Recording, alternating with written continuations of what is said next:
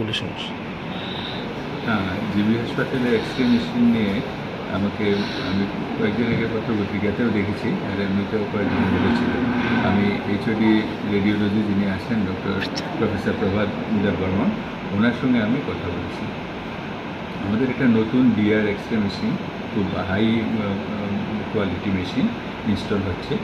এছাড়াও 4টা x-ray machine ওদের ডিপার্টমেন্টে ফাংশনাল আছে, আর 11টা মোবাইল এক্সরে মেশিন বিভিন্ন ইউনিটগুলিতে, আইসিইউগুলি, অর্থোপেডিক্স ওয়ার্ড, এই সমস্ত জায়গাতে ফাংশনাল আছে। এখন প্রশ্ন হলো, আমাদের যে রেডিওলজি টেকনিশিয়ান, আগে যাদেরকে রেডিওগ্রাফার বলা হতো, এই সংখ্যাটা আমাদের খুব কম।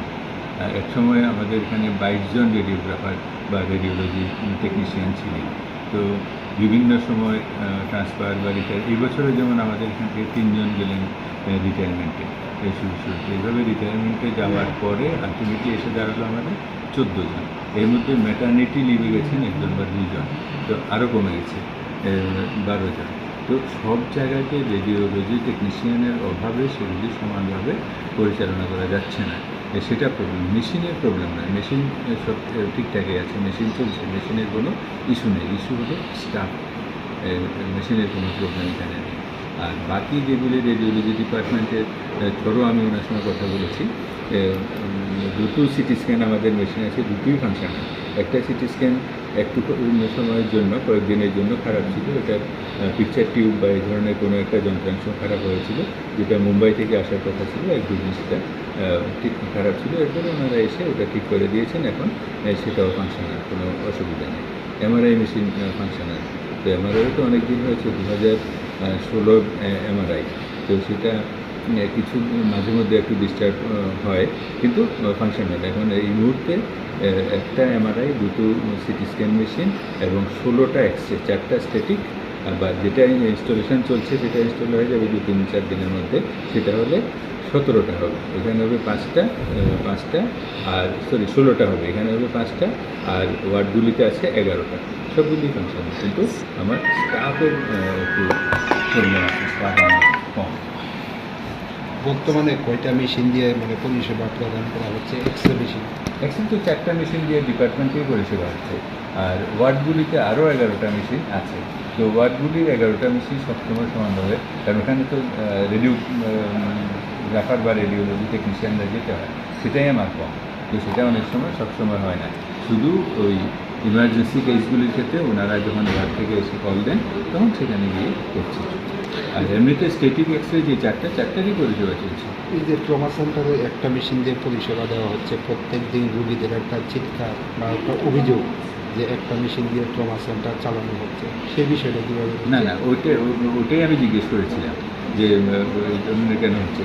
ট্রমাতে এমনিতে একটু ভিড় হয়, ট্রমার ভিড়টা আছে, কিন্তু বাইরে অন্য মেশিনগুলিও কিন্তু চালু আছে, এগুলিরও পরিষেবা চলছে। যেমন আমাদের যে জয়ন্তী ব্লকে যে পুরানো কোভিডের এখানে যে মেশিনটা, সেটাও চালু আছে, সেখানেও ভিড় হচ্ছে। আর ইনফ্যাক্ট এক্সরে তো একদিনে প্রচুর এক্সরে হয়, 300-400 এক্সরে হয় পার ডেতে।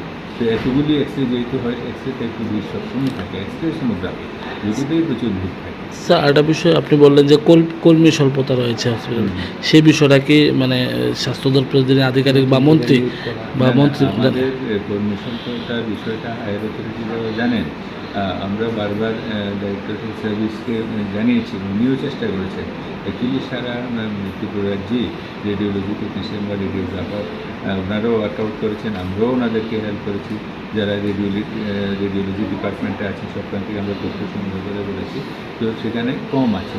তো এখন নতুন করে তো নিয়োগ হচ্ছে, নতুন করে নিয়োগ হলেই আমরা রেডিওগ্রাফার পাবো। রেডিওগ্রাফার বা রেডিওলজি টেকনিশিয়ান, ওনাদের ছাড়া তো আসলে কাজগুলি চালানো যাচ্ছে না। মেশিনের কোনো প্রবলেম নেই, মেশিনের অভাবও নেই, মেশিন নন ফাংশনাল হয়ে আছে, নষ্ট আছে, এমনও নেই। প্রবলেম হলো মেশিনগুলি চালানোর যে সংখ্যায় লোক দরকার আমার, সেই সংখ্যাটা আমার কম। স্যার, কতদিন লাগতে পারে যে মানুষের সমস্যাটা সমাধান হতে? মোটামুটি আরও কতদিন? ডাইরেক্টরেট সার্ভিসের সঙ্গে যোগাযোগ করলেই ভালো। ওনারাও চেষ্টা করছেন, কারণ আমরা কন্টিনিউ ওনাদেরকে বলে যাচ্ছি। ওনারাও চেষ্টা করছেন যে যত দ্রুত সম্ভব নিয়োগ করে দেওয়া।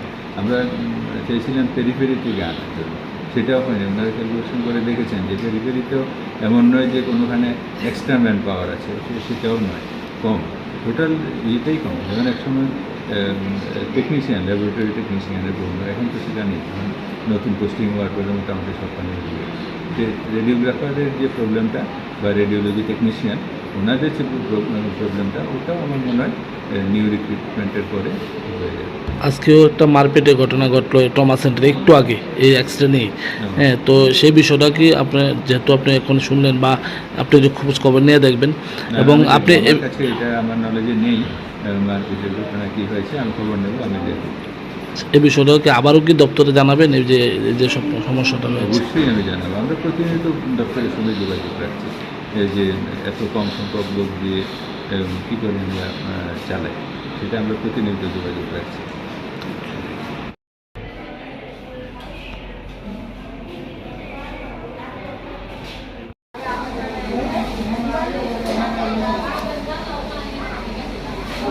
Oh,